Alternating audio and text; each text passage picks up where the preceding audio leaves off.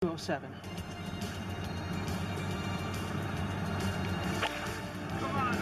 Since Aaron yesterday set up an eagle.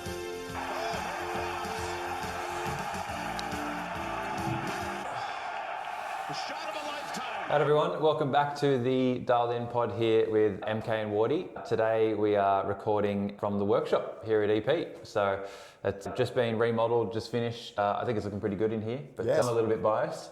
So yeah, tell us what you think. No, it looks epic. Yeah. It's finally got there. Yeah. It's Your all old coming CD together. is kicked into next level. It's surgically prepared. Yeah, as your golf clubs are as well. So that's why it needs to be, for sure.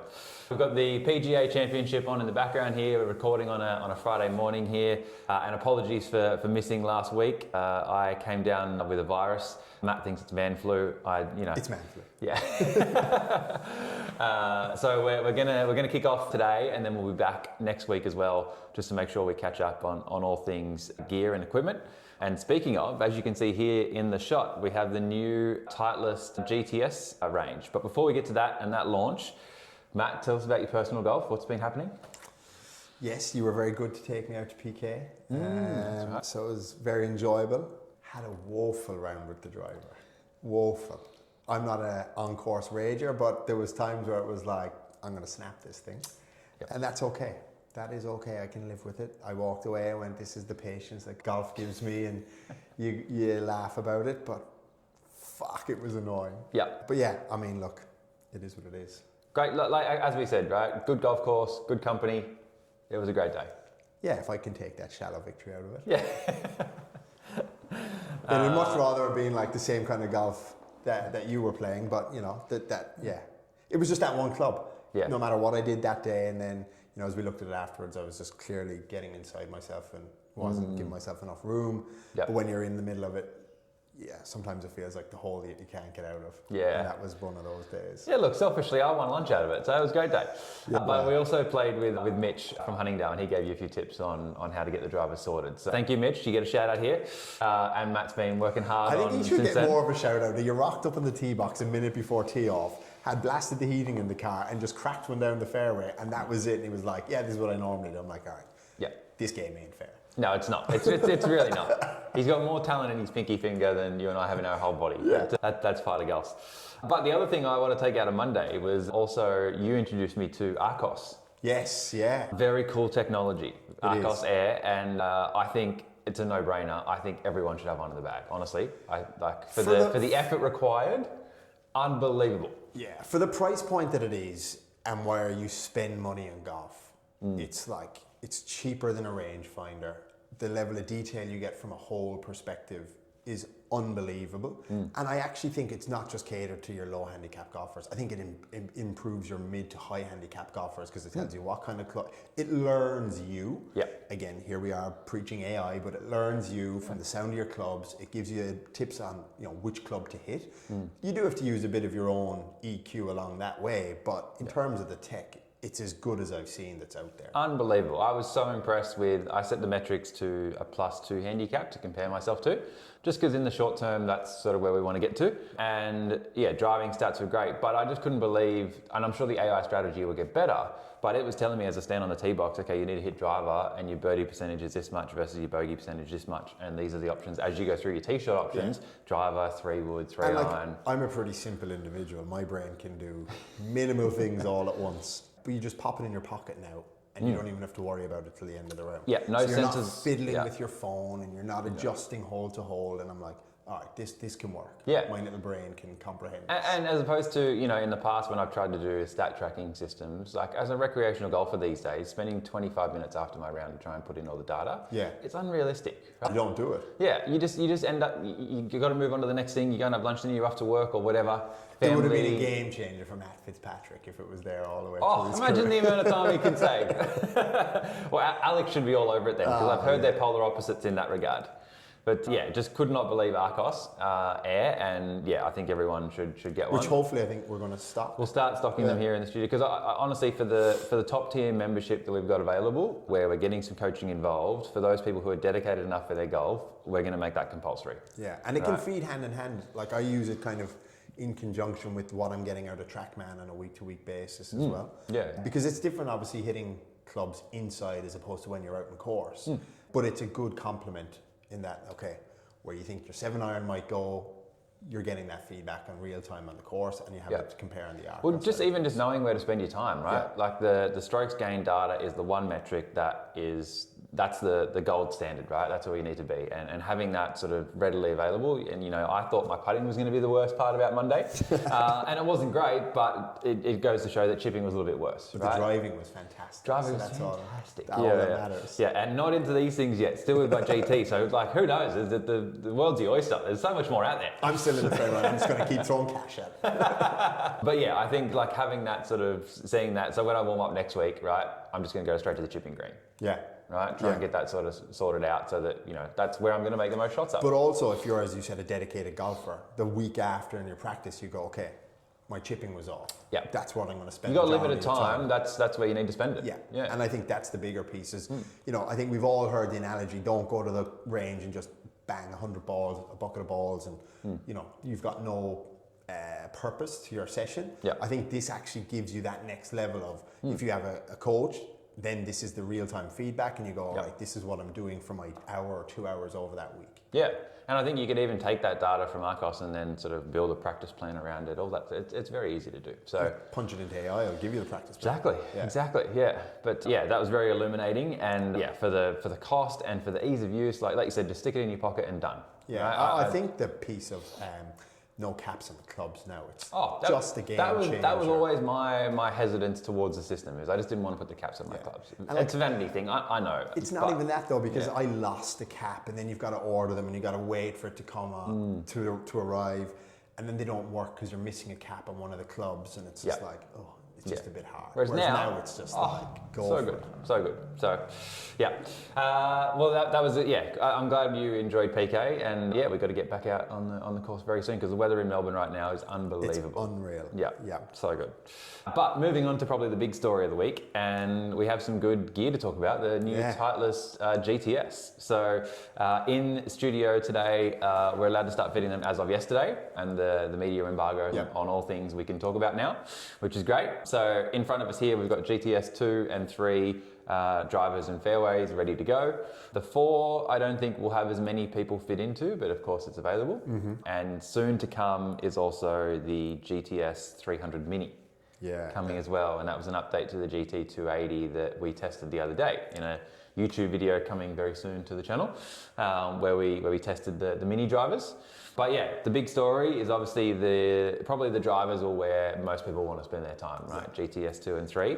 The big update for me, we can talk about, PMP materials and, 26 grams versus, 12 grams, all that sort of stuff, right? But the TLDR of it is, right, they're just better, right? And the GTS 3 is probably the biggest change.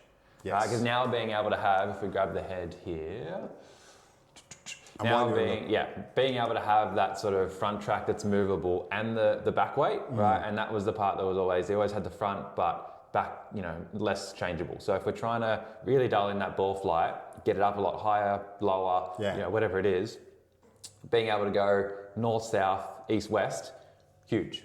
Well, even for me, technically this club shouldn't fit me at all. And I just was coincidentally lying there yesterday. It was like Nick had planted it on purpose. But I just had 3 or 4 hits with it. And as you said, the way you can set it up, it took the spin out of my shot, which was a big difference. But then also the consistency in the strike.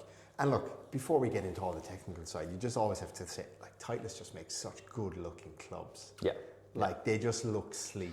They give you confidence as a player when you're, that was when I looked down, I'm like, it doesn't look like an oil tanker in front of me. Yeah, and as they always sort of say, it's an evolution, not a revolution. Yeah. You're getting that classic pear shape, the glossy black finish. They're not going to put in all of a sudden a whole bunch of carbon when, GT wasn't that, right? Yeah, exactly.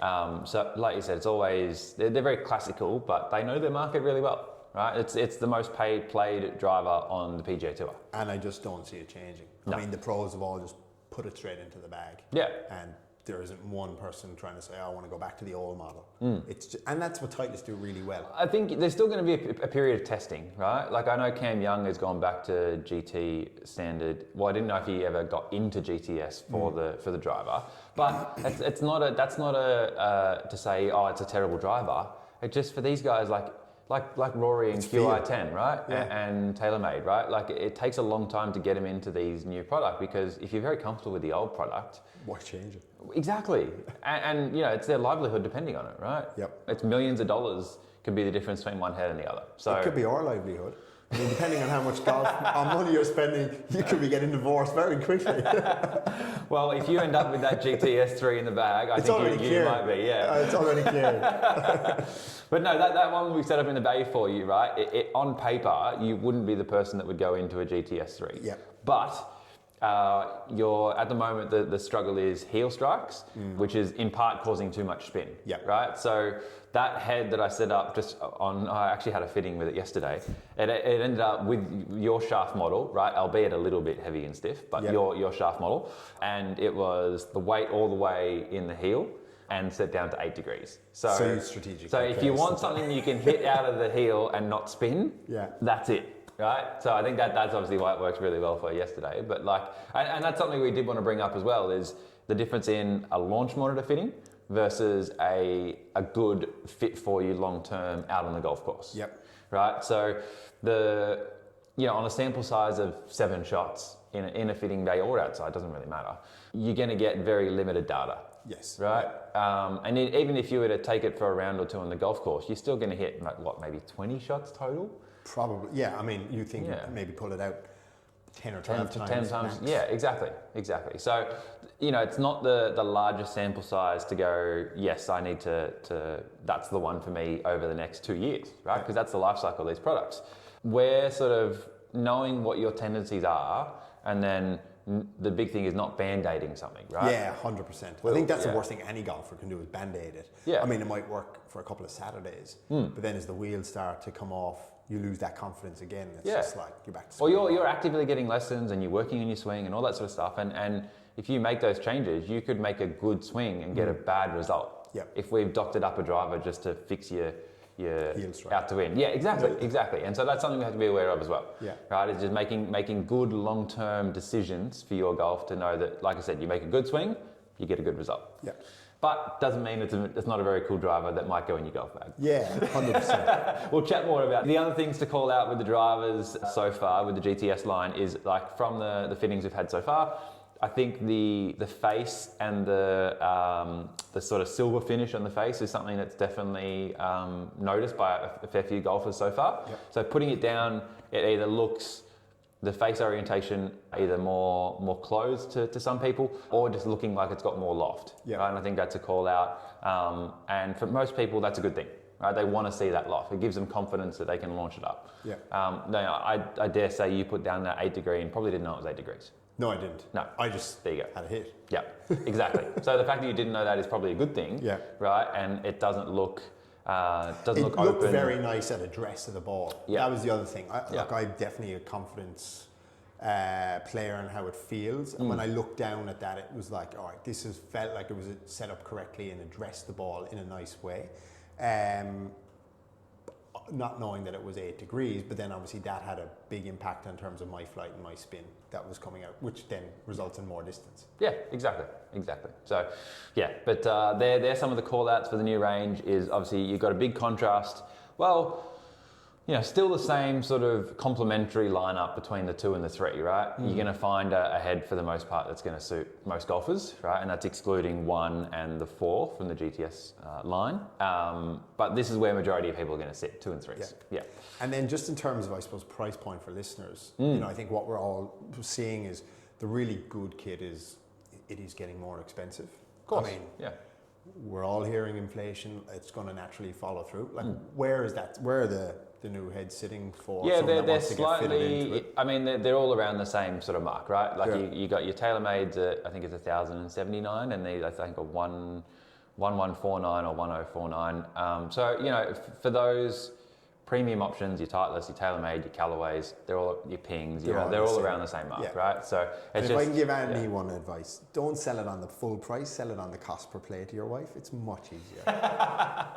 So I was going to say, so how do you work that out? So we're going, okay, $1,000 split up by 20 rounds a year? Oh, hopefully a bit more. Hopefully a bit more, but conservatively, and then we go, okay, cost per round is this much, and then you break it down even further, you go cost per hit. Yeah, exactly. Yeah. Hey, that's what I was thinking. Did it 7 times alone last night. We're nearly there. I like that. We're getting a good cost per use out of it. That's good. So yeah, they've been very popular, and I think the other thing we want to talk about today was what makes a good and a bad fitting, right? Because these are going to be absolutely everywhere for the next couple of months, right? Every pro shop, social media, every retail store, every fitting center, all over online, like you said. And the things that I wanted to call out with a good and a bad driver fitting, right? There's a process to go through all these things. Yep.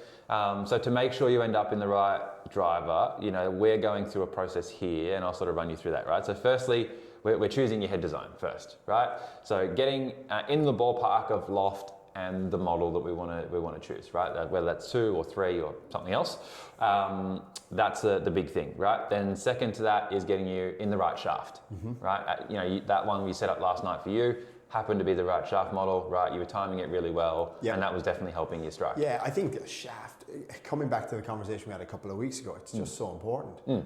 Like you'll feel the difference in weight, you know, how you feel when you hold that club in your hand. Yeah. To me, it's almost the most underrated part of a fitting in some ways, because people zone in on the good-looking part, which is the club head. Yeah. But that part, that's doing a lot of the work most of the, like when you're playing. Still super important, right? Like you're gonna find bigger changes in launch and spin and that sort of stuff with the head and the loft, right? No doubt about that. But the shaft is a timing device and you have to get it right. Yeah. Right? And we get it right by making sure things like, you know, your CPMs and every shaft at the same length, right? So when you come into the studio, you're testing 45-inch drivers, and we know exactly how, like every one of these measurements that we're putting into a driver, we know exactly what they are, right? So the one you hit in the bay is exactly what you get. Yep. And that's really important too, right? Like we don't want to, you know, Titleist have 2 different stock lengths for these, 45.5 and 45, right? So it's really important that you're not just going into a retail store and being like, yeah, try this, try this, try this, try this. Yeah. That's not a fitting, that's just a random hit. Yeah, exactly right. And I think we touched on that, like you can go into a retail store and they'll fit you into something, but are you really getting any value out of it? As you said, if you have 5 to 10 hits and they say this is the club for you, you're like, I think the one thing, yeah, and look, I suppose to call it back to maybe how people look at it at this point in time. Oh, it's $50 cheaper if I go for this retail fitting, but that $50 over the grand scheme of you having to change or not cost feeling per like use, as we talk about, yeah, huge. but not feeling like it's the right club or getting that service, I think is really important to acknowledge. Where, you know, if you've got somebody coming in and they're having a hit in the bay and it's not, you know, it's just not their day. You have those days. You do. And you say, look, I can give it to you for the weekend and you can play a couple of rounds so you get that feel on course. I just don't think there's a price on that when you are spending, you know, $1,100 to $1,200. Or even more, right? If we're putting in these exactly aftermarket right. shafts, like that one you hit last night, that shaft's $599. Yeah, right? exactly. Like before you spend that money, you want to make sure it's money well spent. Yeah. And regardless if you're putting in that premium shaft or one of the options that Titleist offer, you just want to make sure it's money well spent. And that's the beauty and benefit of coming to you and Ernest Performance to get that, I suppose, added service. Yeah, and yes, you know, that bespoke service is something we love to offer for our members and guests, but more importantly in that fitting process, right, we're going to go through the variables that other places don't, right? Yeah. We're going to go through, and like I said, we're going to check that CPM on the shaft, right? It's not the be all and end all, but it's one other measurement that we can look at to make sure your drive is sorted. We talked this morning about the swing weights, right? Like your ping driver felt heavier, but we went through and we checked the total mass, we checked the swing weight of the club, right? And it wasn't exactly what it felt like in the bay. You're not losing your mind, but there were some other things to consider. With, there was with where swing that weights. weight was dispersed across the club. Yeah, exactly. Like I just picked two clubs up and went, oh, one's heavier than the other. And you were like, no, they're the same. And I'm like, no, they're not. And even when you pick it up, you could feel what I was on about. But when you put it on the scales, it was like, we were talking a gram. Like you just can't even really feel that realistically. But that's then when you trust the expert. But and you get the peace of mind then that you're like, okay, they're not different, right? Like we know exactly what they are. All right, so having that ability to go through that, right, and sure fit hosel settings for Titleist, but just hosel settings in general, again, super important. Do you need it upright? Do you need it flatter? More loft, less loft? And what impact that has on setup and orientation of the face as well. Yeah. Right. Getting a 9-degree driver and setting it to 8.25 is different than having an 8-degree driver. Right. Not just from that 0.25, but the way it looks when you put it on the ground. Yep. The 9 set lower is going to look more open. Right. And that might, for you in particular, where open is my devil's advocate. That's a no-go. Yeah. Right?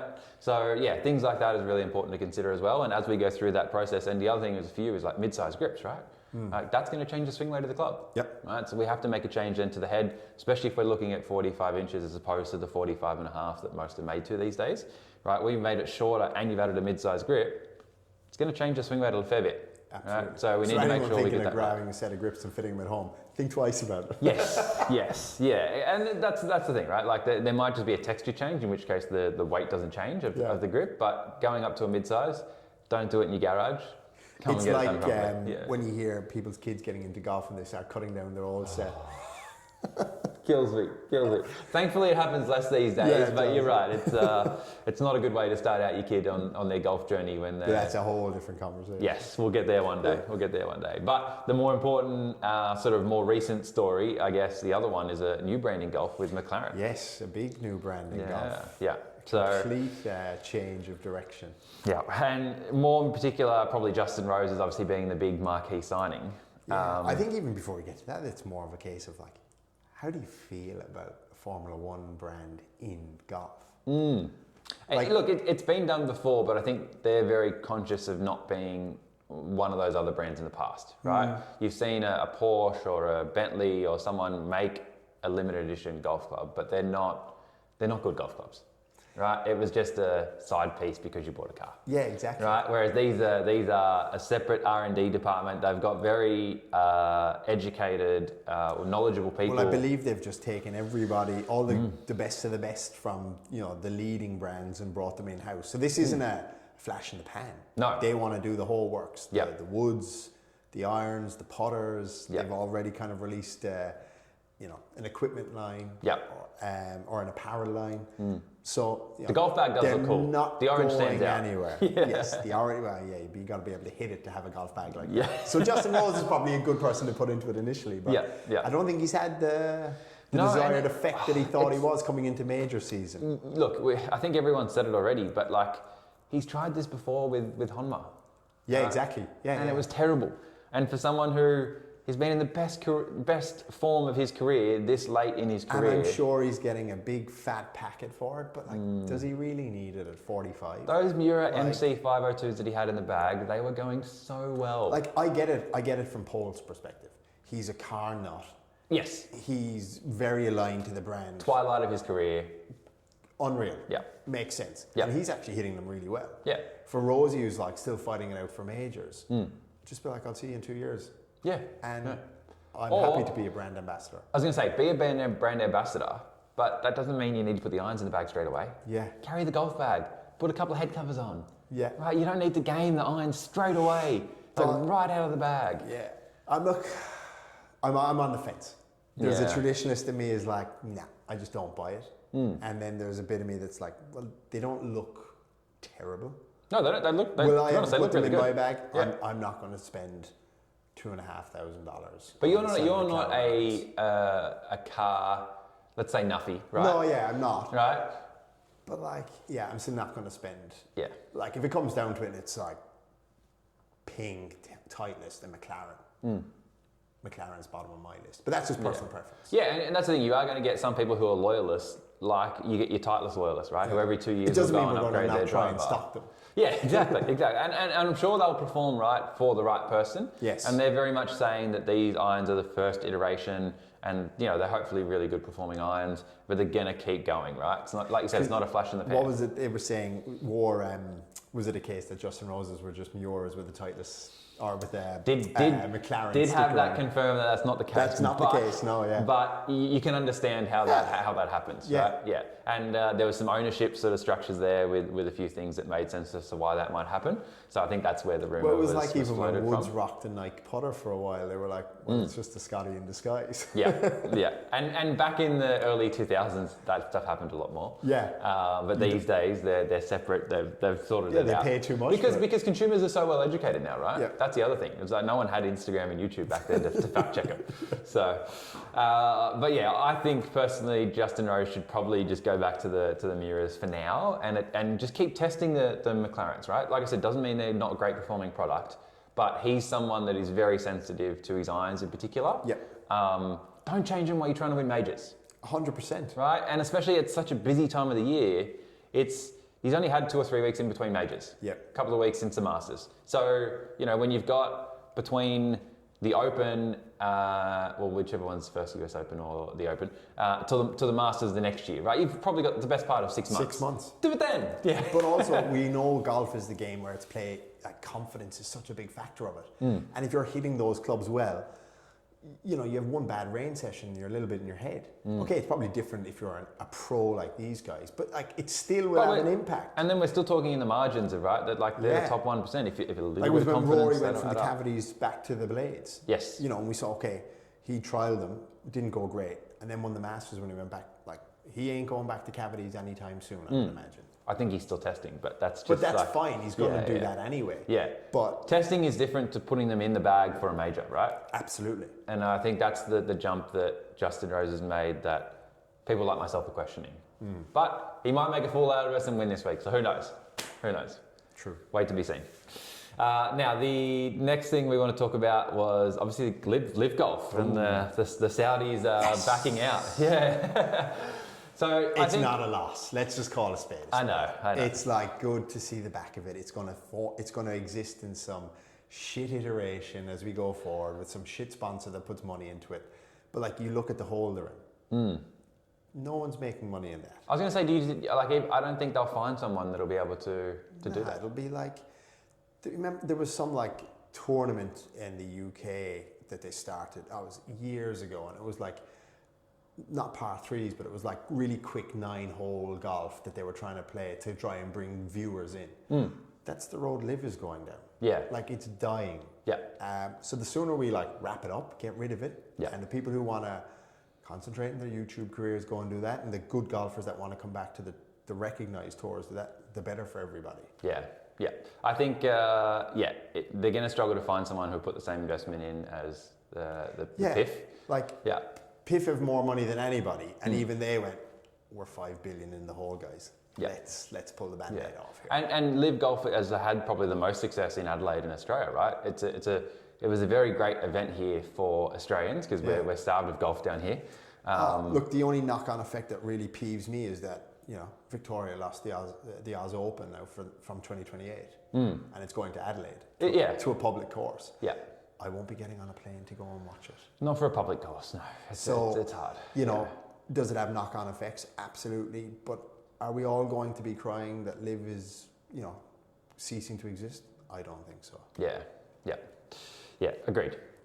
All right, so we're going to jump back on Monday. So let's keep this short and sharp. So we need to do our little dialed in or out of bounds for the week. Yep.